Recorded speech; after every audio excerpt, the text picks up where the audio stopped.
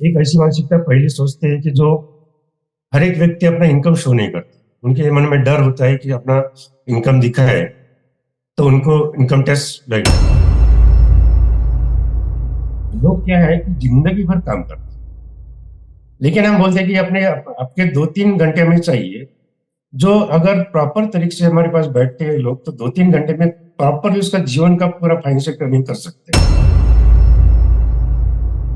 अभी जैसे लोग डॉक्टर के पास जाए तो उसे पेशेंट भर के डॉक्टर के पास जाते हैं, तो उसका आप जब तक कि अभी बीमारी के बारे में बताओगे ना, आपके प्रॉब्लम्स क्या है, आपके आपके हेल्थ में प्रॉब्लम क्या डिस्क्लोज नहीं करोगे तो डॉक्टर भी प्रॉपर मेडिसिन चुनकर नहीं देगा। इसलिए अगर फाइनेंशियल प्लानिंग के पास में आप अपना इनकम प्रॉपर डिस्क्लोज नहीं करते तो उसका एनालाइज नहीं कर पाते।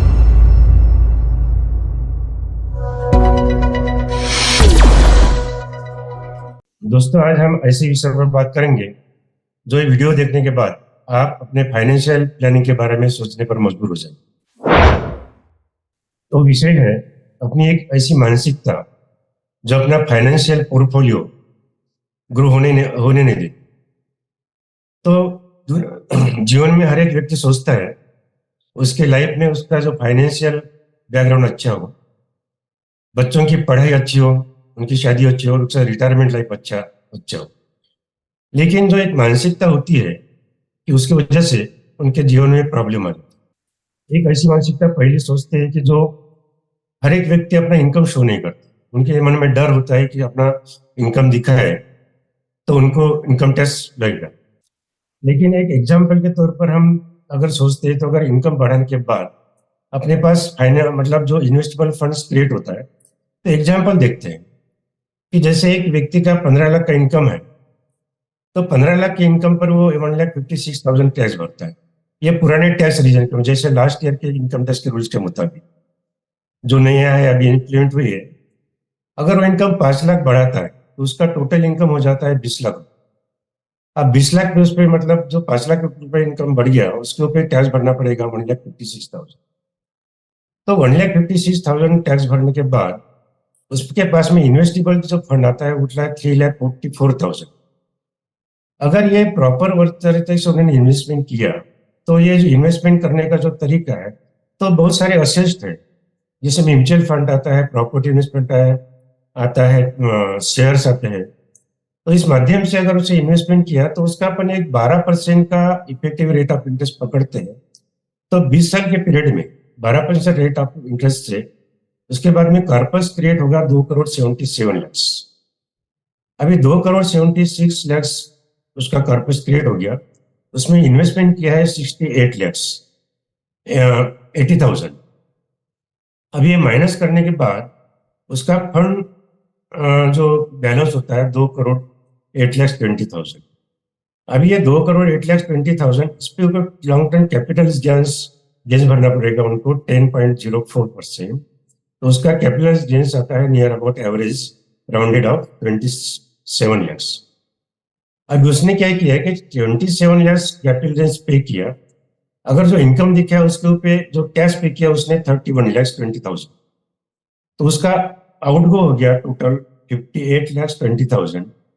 मतलब कैपिटल गेन्स टैक्स और मतलब उसका जो टैक्स उसने पे किया तो उसको 58,20,000 उसको देना पड़ा।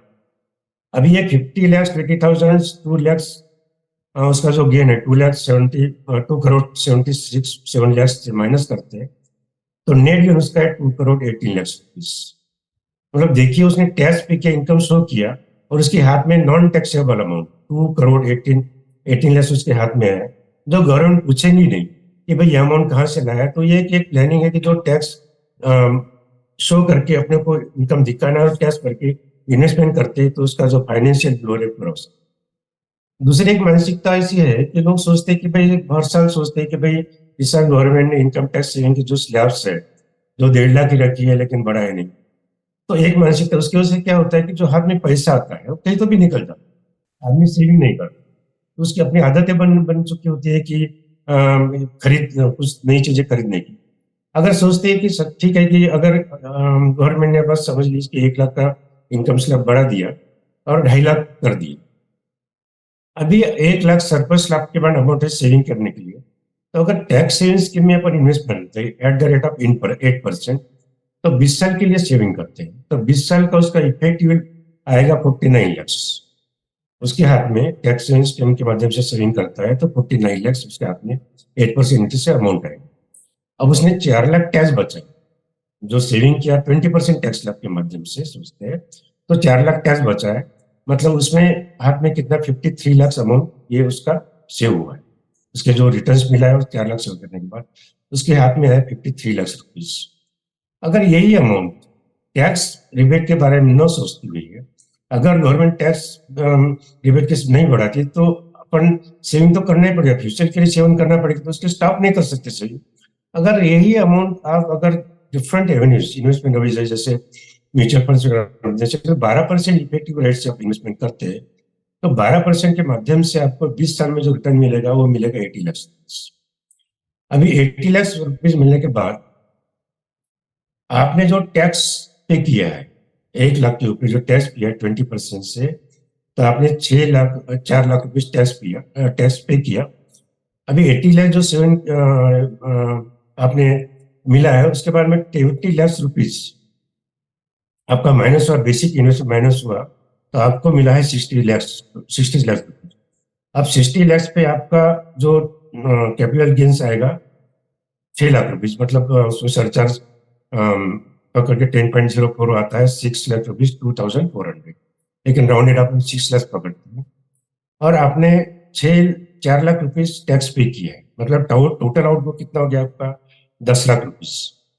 अभी इन टोटल गेन से मतलब 80 लाख में से आपका 10 लाख गया, तो आपके हाथ में आता है टोटल अमाउंट 70 लाख रुपीज। अभी ये proper tax without tax rebate और ये tax rebate without tax rebate का इन्वेस्टमेंट और टैक्स रिबेट का पहला अपन ने देखा। तो आपके हाथ में जब 80 लाख आता है, 10 लाख गया, 70 लाख रुपीज आपके हाथ में आता है। अगर 70 लाख के माध्यम से अपन जो 53 लाख अगर माइनस करते हैं, 53 लाख रुपीज आपका जो पहला अमाउंट मिला है, तो आपका यहाँ भी गेन 17 लाख रुपीज का गेन होता है। मिनिमम इंटरेस्ट रेट 12% पे हो सकता है आपका, अगर लॉन्ग टर्म में रहा तो 15% भी जा सकता है, कॉर्पस आपका क्रिएट हो सकता है। तो ये दूसरी मानसिकता है कि गवर्नमेंट ने टैक्स रेट बढ़ाया। तीसरी अपनी मानसिकता है कि अपन ज्यादा से ज्यादा जो अपना फाइनेंशियल प्लानिंग, जो कोई भी बोलते हैं कि हम फील्ड में जाते हैं तो लोग बोलते हैं कि हम इन्वेस्टमेंट के बारे में बोलते हैं, सेविंग के बारे में बोलते हैं, तो उनका ये पहला ये प्रयास ये रहता है कि ये मेरे टैक्स कंसल्टेंट को पूछता हूँ।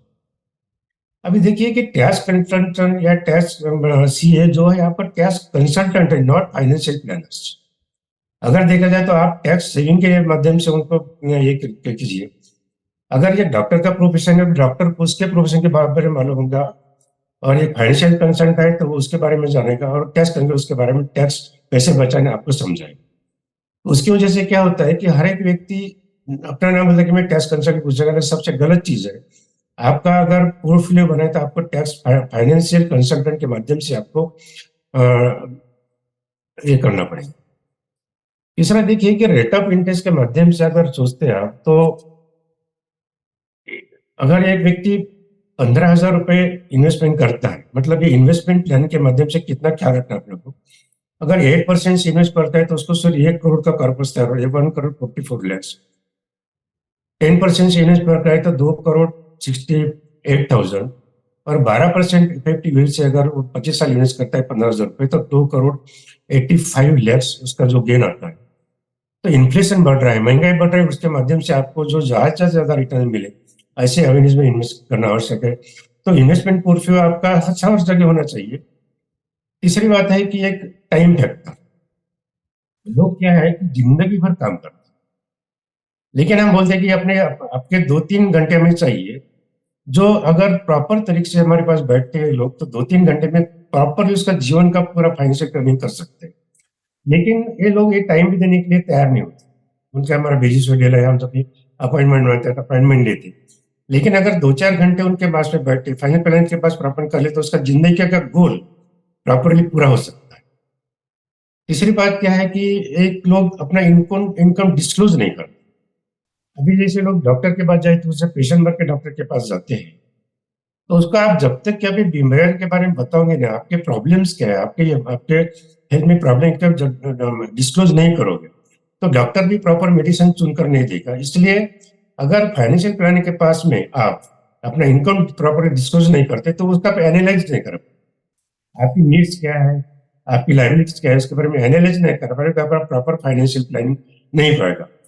तो लास्टली हम यही कहना चाहते हैं कि आपका ये जो आज सीनियरो चल रहा है कि इन्फ्लेशन रेट बढ़ते जा रहा है, इंटरेस्ट रेट कम होते जा रहे हैं, तो इसके दृष्टिकोण से आपको आपका इन्वेस्टमेंट पोर्टफोलियो बनाना है, आपका गोल पूरा करना है, तो हमें यही करना पड़ेगा कि आप फाइनेंशियल प्लानिंग के माध्यम से फाइनेंशियल कंसल्टेंट जाके अपना गोल बनाइए। Thank you very much. मैं Vasant Kawade, certified financial planner dealing with life insurance, health insurance, mutual funds, and refresher partner, Continental Insurance Group Company Limited, Dubai. Thank you.